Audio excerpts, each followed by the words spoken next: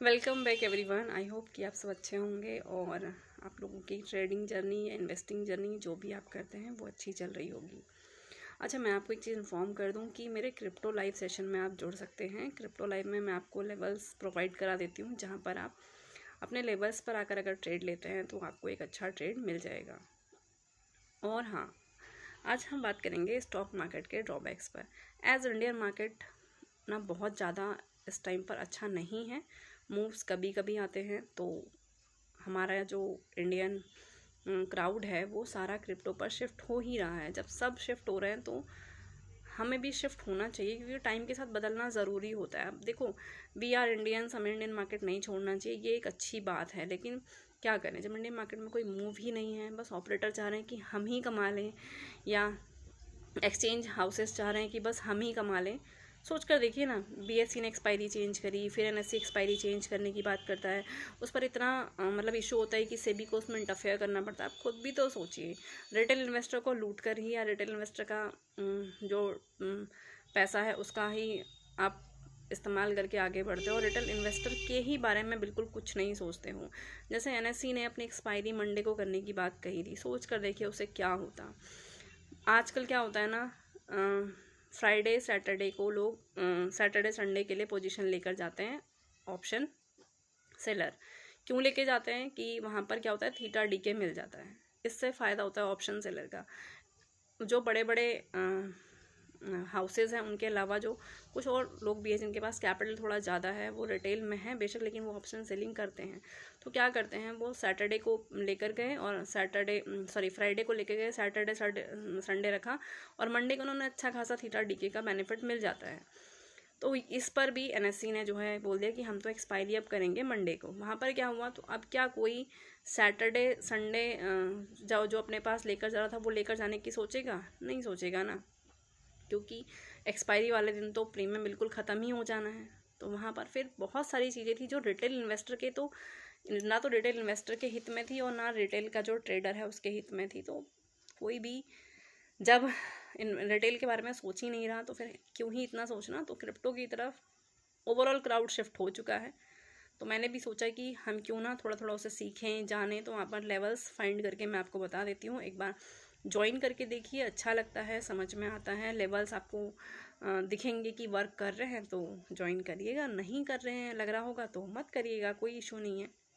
But अगर आपको join करके थोड़ा सा भी दिखे कि बेनिफिट, हाँ लेवल्स वर्क करते हैं, उन लेवल्स पे मूव आता है, तो देख लीजिएगा। चलिए बात करते हैं, अब फाइनेंशियल ईयर एंड हो गया है। अब जो हमारा मार्केट खुलेगा वो ट्यूसडे को खुलेगा, तब नया फाइनेंशियल ईयर शुरू होगा, और नए फाइनेंशियल ईयर में आपको अकॉर्डिंगली प्लान करना है।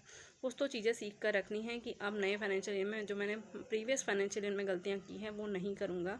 लाइक कोई भी रैंडम इन्वेस्टमेंट नहीं करनी, कोई भी पेनी स्टॉक के चक्कर में नहीं पड़ना है। जब भी इन्वेस्टमेंट करना है बहुत सोच समझ कर, खुद से फंडामेंटल का एनालिसिस कर कर अगर आपको करना आता है तो, और नहीं करना आता है तो अपने किसी एडवाइज़र से एनालिसिस करवा कर।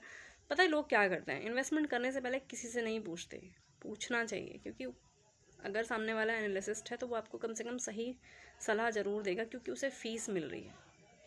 लेकिन लोग नहीं पूछते हैं। इन्वेस्टमेंट में जब फंस जाते हैं, जब पैसा स्टक हो जाता है, वो पैसा 50% बच जाता है, उसके बाद जाके कंसल्ट करते हैं, उसका कोई फ़ायदा नहीं होता। एनीवेज, जब भी इन्वेस्टमेंट करें तो अपने फाइनेंशियल एडवाइज़र से ज़रूर पूछिए, और साथ ही साथ कोशिश करिए कि आप भी कुछ चीज़ें समझें। क्या होता है ना, वो रॉकेट साइंस नहीं है, वो ऐसा कुछ नहीं है कि कोई रॉकेट बनाना है जो कोई साइंटिस्ट ही बना सकता है। बहुत सिंपल चीज़ें होती हैं, आप भी समझ सकते हैं थोड़ी सी कोशिश करेंगे तो। और टेक्निकल एनालिसिस तो ऐसा है जो किसी को भी समझ में आ सकता है, उसमें कुछ भी ऐसा नहीं कि उसके लिए अकाउंटिंग या फाइनेंसिंग बैकग्राउंड होना चाहिए। चलिए, तो क्या था ना, अब ये फाइनेंशियल ईयर ख़त्म, नया फाइनेंशियल ईयर शुरू होगा। वहाँ पर बहुत सारी चीज़ें, बहुत कुछ नया सीखने को मिलेगा, देखने को मिलेगा। एनएससी की एक्सपायरी के रिगार्डिंग मैंने आपको बता दिया है, अभी वो जो है होल्ड पे गई, अभी थर्सडे को ही हुआ करेगी। और मार्केट के बारे में, चार्ट्स के बारे में बात हम करेंगे, उसमें मैं चार्ट पर जो बताती हूँ वहीं पर बताऊँगी। यहाँ पर अभी चार्ट्स का लेवल अगर बताया भी तो याद नहीं रहेगा, कोई फ़ायदा नहीं है। साथ ही साथ और डिस्कशन अगर बात करें तो अभी ना जो मुझे दिख रहा है, जैसे आज भी मुझे चार्ट पर दिखा था कि मार्केट को बेवजह लिफ्ट करा गया ऊपर। आप कहेंगे मैम ऐसा क्यों?